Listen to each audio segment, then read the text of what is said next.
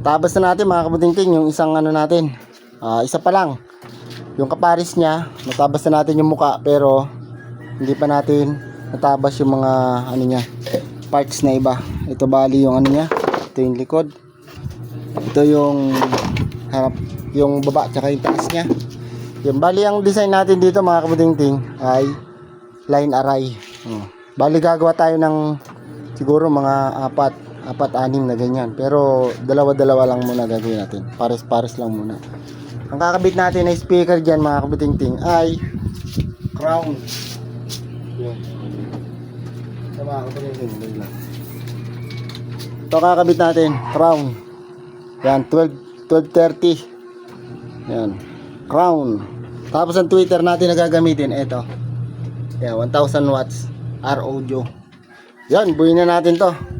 Para matesting na natin mga kabutingting. Okay. Natapos tayo mga kabutingting. Nabuo na natin yung isa. Ito. Okay. Tingnan natin yung likod. Yan, ganyan siya. Tapos yung kinabit ko na terminal.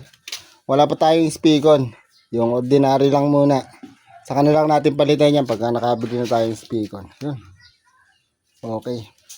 Bibilugin pa to mga kabutingting. Ano pa natin nung router. Dito papadaanan pa natin para medyo bumilog siya. Para gumanda. Okay, ayan siya. Ang design nito mga kabutingting, yung kabila niya, yung kabila naka-side, yung kabila diretso lang to, ayan o. Kadiretso lang to, naka-eskwala. Yung kabila, yun yung naka-slide. Yun. Kasi pag ginamit nyo pang monitor, yun, pwede nyo siyang ibaliktad. Baliktad nyo lang siya. Ayan. Yan. Pwede na siyang pang-monitor kasi naka-side siya pataas. Yan. Pero pagka gagamitin nyo lang pang para sounds, pwede nyong pahiga, pwede ring patayo. Tayo natin. Okay, medyo mabigat siya kasi Santa Clara yung ibang plywood na ginamit ko, yung natira dun sa paggawa ko ng box. Kaya medyo may kabigatan. Okay, yan siya. Tapos buuin ko muna yung isa. Ayun pa yung isa. Bubuuin muna natin tapos sound check na natin. Yan, tapos na tayo mga kabutingting. Bali gabi ko na na-videohan. Pagtapos kasi sinound check ko din. Hindi ko na-videohan yung sound check natin kasi ginamit ko yung cellphone. Wala yung isa, lobat. Yan, bali share ko lang sa inyo. Ganito yung forma niya. Yun, pag pinagdikit nyo siya, pantay siya. Kasi isang side lang yung tagilid. Ayan. Isang side lang. Okay. Ganyan siya. Yung forma niya. Okay. Yung natin, crown pa rin tayo. Tapos yung tweeter natin, yung horn natin, ang audio. Ito yung likod. Yung likod niya. Gawa natin. Yun.